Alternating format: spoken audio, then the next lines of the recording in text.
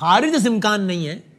کہ جب وہ چائنا کے لیے آ رہے ہیں اڑان بھر رہے ہو تو کچھ گھنٹوں کے لیے پاکستان رکیں اور جو بھی یہ معاملہ ہے ایران امریکہ کا اس کو حتمی نہیں تو کوئی نہ کوئی شکل دی جائے. ظاہر ایسا نہیں ہوا اور اب تو ایسا ہوتا نظر بھی نہیں آ رہا کہ واپسی میں رک جائیں کیا. سو آج کی تاریخ میں جب میں آپ سے بات کر رہا ہوں کیا یہ ازیوم کرنا ٹھیک ہے کہ جو معاہدے کا امکان تھا اس سے مزید دور ہو گئے ہم یا قریب ہو گئے ہیں, it is only a matter of time, یا اسٹیل میٹ ہے؟ میرے خیال میں جو ایک کوشش کی جا رہی تھی کہ شاید ان کے دورہ چین سے پہلے کچھ ہو جائے, وہ تو ظاہر ہے کہ اب بالکل آؤٹ آف کوشچن ہے. But that does not mean کہ جو ڈپلومیٹک ایفرٹ ہے وہ ختم ہو گئی ہے. میرے خیال میں وہ کوششیں آج بھی جاری ہیں, اور اگر آپ امریکی صدر ٹرمپ کے بیانات کو بھی دیکھیں تو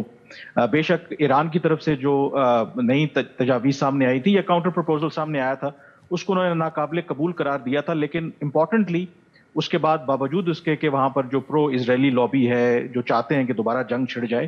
تو امریکی صدر ٹرمپ نے ابھی تک کوئی فیصلہ نہیں کیا. کم از کم انہوں نے 2 میٹنگز بھی اپنے جو ان کے ملٹری کمانڈرز ہیں ان کے ساتھ چیئر کی,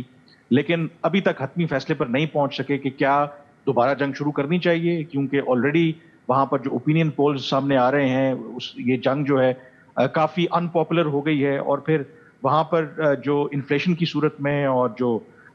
فیول کی پرائسز ایون امریکہ میں بھی انکریز ہو رہی ہیں, اس کی وجہ سے بھی کافی پریشانی ہے. تو اس کو سامنے رکھتے ہوئے اسٹل آئی تھنک کہیں نہ کہیں ایک کوشش ہے کہ اس کا مزید اسپیسیفائی کرنا چاہوں. آپ نے لاسٹ ٹائم کہا تھا کہ آپ کی نظر میں بمباری کا امکان بہت کم ہے بنسبت اس کے کہ, یعنی بمباری ہونے کا امکان بہت کم ہے بنسبت اس کے کہ بمباری نہ ہو. آج کی تاریخ میں بھی آپ کے خیال میں اتنا ہی کم ہے یا جتنا کم امکان تھا اس سے کچھ بڑھ گیا ہے آج؟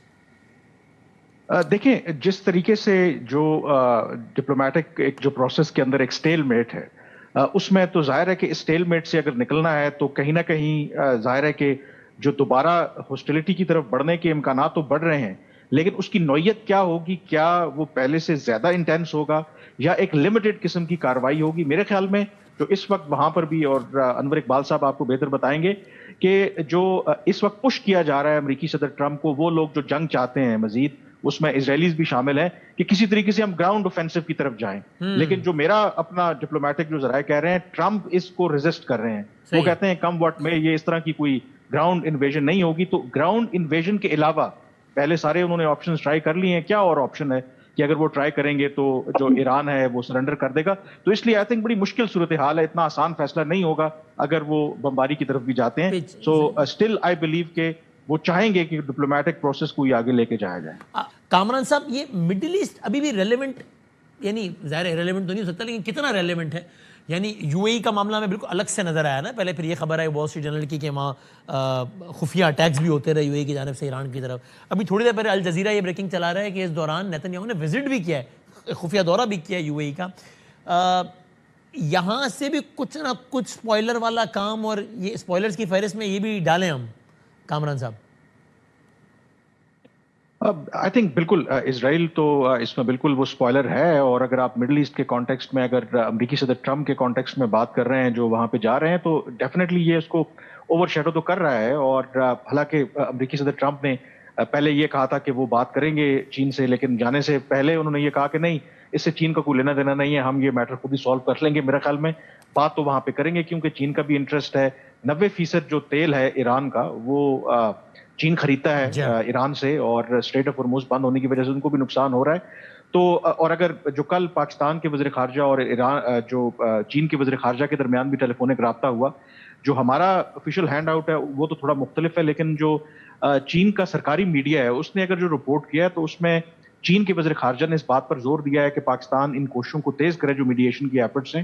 ایک تو اس مسئلے کو حل کرنے سے متعلق, اینڈ مور امپورٹنٹلی کوئی ایسا حل نکالا جائے تاکہ اسٹریٹ آف ہرمز جو ہے وہ ری اوپن ہو. تو اس سے بھی آپ اندازہ کر سکتے ہیں کہ چین بھی کتنا کنسرنڈ ہے کہ یہ جو سارا جو جنگ اور یا جو سٹیل میٹ ہے اس کی وجہ سے ان کو کتنی پریشانی ہے. تو یہ بھی ایک ایلیمنٹ ہے کہ کوئی بھی جو اسپوائلر ہوں, اس میں جو مین امپورٹنٹ چیز ہے, آئی تھنک جو ٹرمپ ہیں آپ ان کو انڈر ایسٹیمیٹ نہ کریں کہ ابھی تک اگر ٹرمپ کی جگہ شاید کوئی اور صدر ہوتا تو جو اسرائیلی prime minister Benjamin Netanyahu ہو سکتا ہے آلریڈی وہ ایران کے اوپر حملہ کر چکے ہوتے. وائل ان کے آپس میں بڑے اچھے ریلیشن شپ ہوں گے, لیکن اسرائیلی prime minister Benjamin Netanyahu کو یا جو بھی اسپوائلرز ہیں ان کو یہ بات بھی پتا ہے کہ اگر کوئی بھی کام ہم نے ٹرمپ کی مرضی کے خلاف کیا تو ٹرمپ ایک دم سے یو ٹرن بھی لے لیتے ہیں. تو اس وجہ سے آئی تھنک ابھی تک ایک روک جو لگی ہوئی ہے اور اس میں ایک کوئکلی میں جو ایلیمنٹ شامل کرنا بھی چاہوں گا کہ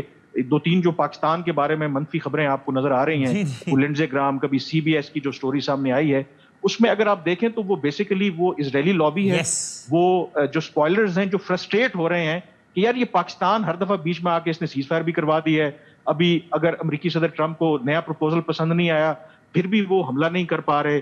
اس کی وجہ یہ ہے کہ مائنڈ سیٹ پڑھیں کہ ٹرمپ ابھی بھی کنونس نہیں ہے. وہ انور اقبال صاحب بالکل ٹھیک کہہ رہے ہیں کہ انیشلی ان کو اس جنگ کی طرف پش کیا گیا تھا, ان کا یہ خیال تھا کہ اسرائیلی پرائم منسٹر نے کہا کہ یہ وینیزویلا کی طرح کیک واک ہوگا, within days regime change ہو جائے گا, آپ کی بلے بلے ہو جائے گی. اب ان کو اچھی طرح سے اندازہ ہو گیا کہ یہ کیک واک نہیں ہے اور وہ دوبارہ کوئی اس طرح کی حرکت نہیں کرنا چاہتے, اسی لیے جو بھی ان کو پلانز دیے جا رہے ہیں جو کائنیٹک ہیں وہ ریزسٹ کر رہے ہیں. وینزویلا نہیں ہے, یہ سمجھ آ گئی ہے. اور وہ